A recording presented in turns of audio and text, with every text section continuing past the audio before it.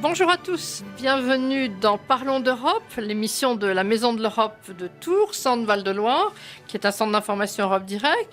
Et nous allons aujourd'hui prendre la suite de la dernière émission que nous avions consacrée à la défense, parce que nous n'en avions pas fait le tour, bien entendu. Donc, mon invité est le général Ladrange, que je retrouve avec plaisir. Bonjour, général. Bonjour.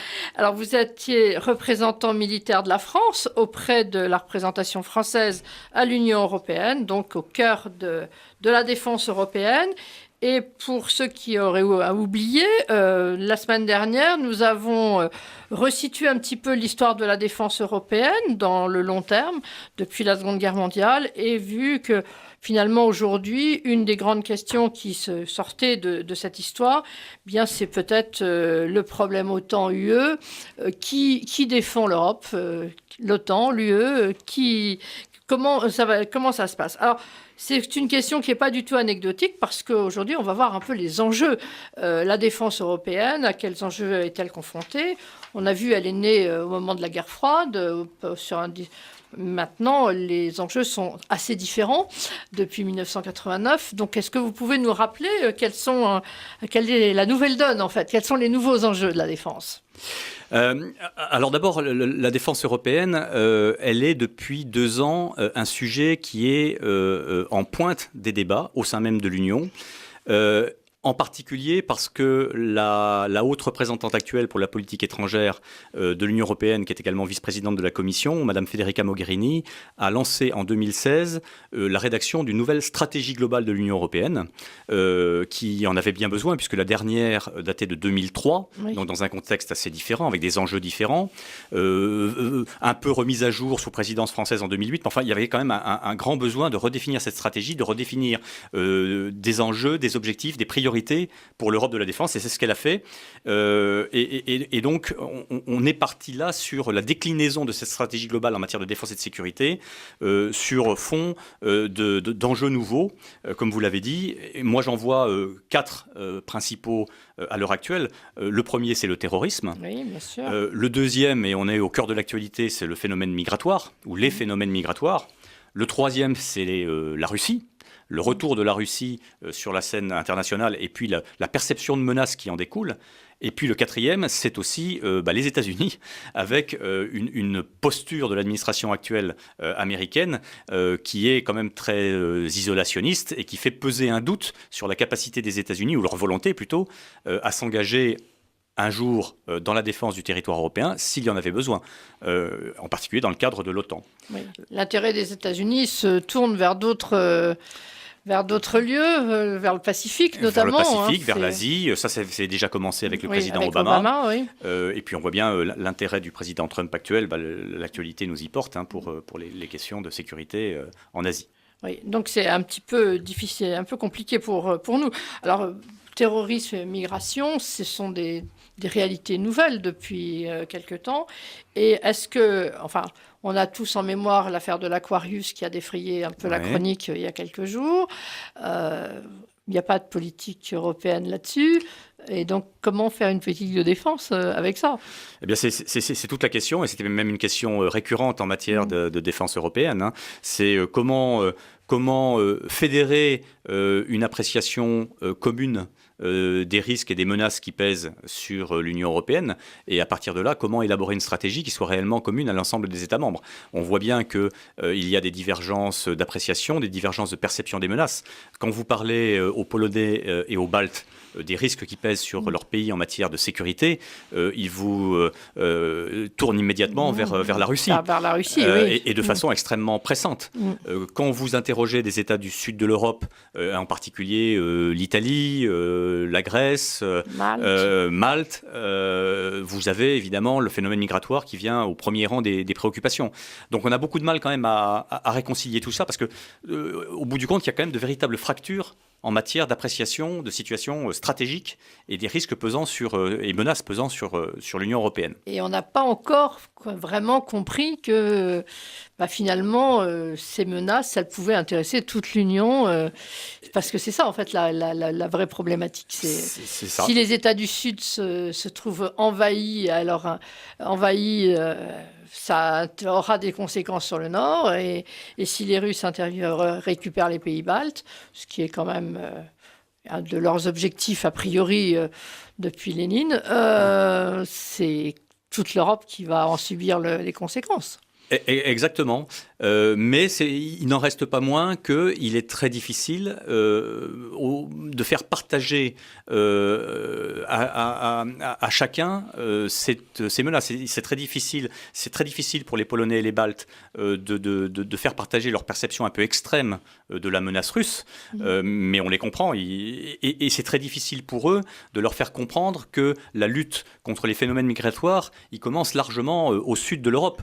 Et donc nous, Français, quand on conduit nos opérations, alors il n'y a pas que les migrations, il y a aussi le phénomène terroriste, quand on conduit des opérations au Mali, on a beaucoup de mal à se faire entendre de la part de nos partenaires de l'Europe du Nord et de l'Est et orientale d'une manière générale, et Europe centrale également, leur faire comprendre que quand on va au Mali, c'est aussi pour défendre des intérêts européens. C'est extrêmement difficile à leur faire comprendre. Et pourtant, on sait bien que les terroristes viennent des pays où on intervient, et les terroristes peuvent frapper partout, dans toute l'Europe.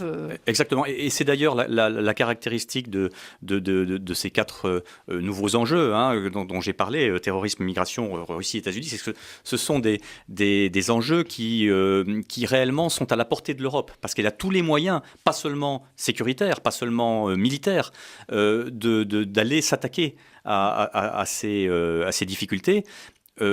En employant y compris des moyens purement civils, que sont l'aide humanitaire, l'aide au développement en particulier. Alors, on sent quand même que c'est un problème qui concerne vraiment les Européens, parce que dans la dernière enquête, 47% des Européens mettent en numéro 1 le problème de la défense de l'Europe. La défense européenne, on a l'impression que les politiques sont, une fois de plus, très derrière, en retard sur les idées, les ressentis de la population.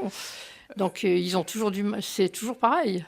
C'est effectivement là d'un coup la préoccupation des Européens et des Français en particulier en matière de sécurité et de défense, cette espèce d'espoir que l'Union européenne va arriver à résoudre ces difficultés, c'est assez récent.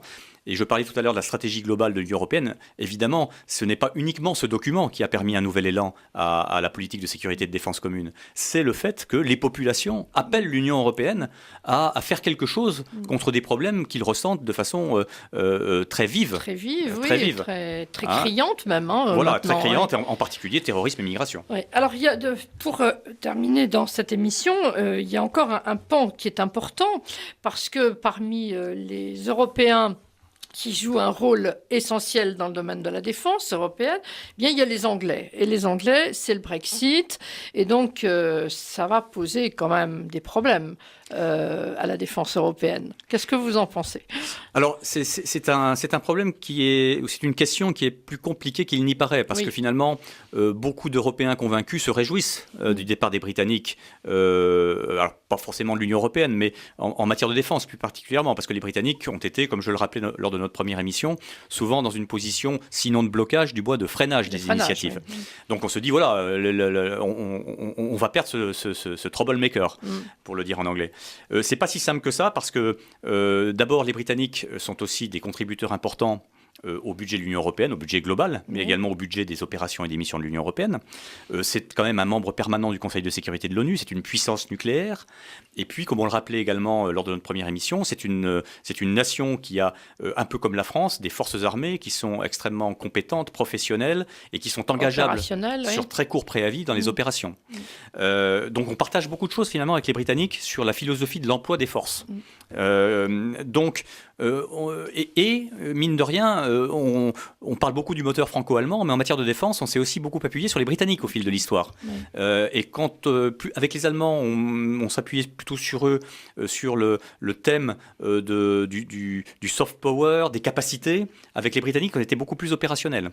Donc, leur départ des Britanniques va nous priver d'un partenaire avec lequel on pouvait s'appuyer alternativement parfois avec les Allemands, mais sur des thèmes différents. Et là, on va se retrouver beaucoup plus avec les Allemands et quelquefois face aux Allemands, parce qu'on n'est pas d'accord sur tout avec les Allemands, y compris en matière de défense européenne et malgré les grands discours. Oui, la défense européenne, les Allemands, enfin, le problème de la défense, on ne peut jamais oublier le choc qu'a été la guerre et la volonté de retrait des Allemands, volonté qui était largement partagée par les Européens pendant un moment. Personne ne voulait voir une armée allemande forte. Hein. Maintenant, on l'appelle de tous nos voeux, pratiquement. C'est un retournement complet. C'est un retournement, mais avec toujours cette notion de... Bon, et oui, il faut que les Allemands prennent une part plus importante à la défense européenne, qui dépense plus d'argent, mais ce sont aussi des rivaux sur le plan industriel. Oui.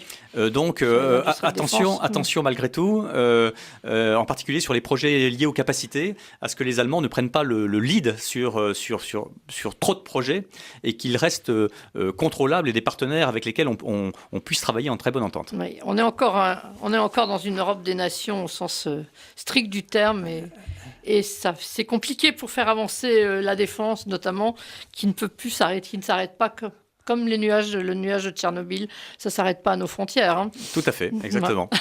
Ça sera le mot de la fin. Merci beaucoup, Général, pour ces 2 émissions consacrées à la défense. Et je vous souhaite à tous un très bon été, parce que je crois que c'est la dernière émission de cette année, et on vous retrouvera avec plaisir au mois de septembre. Voilà, merci, au revoir, bon été.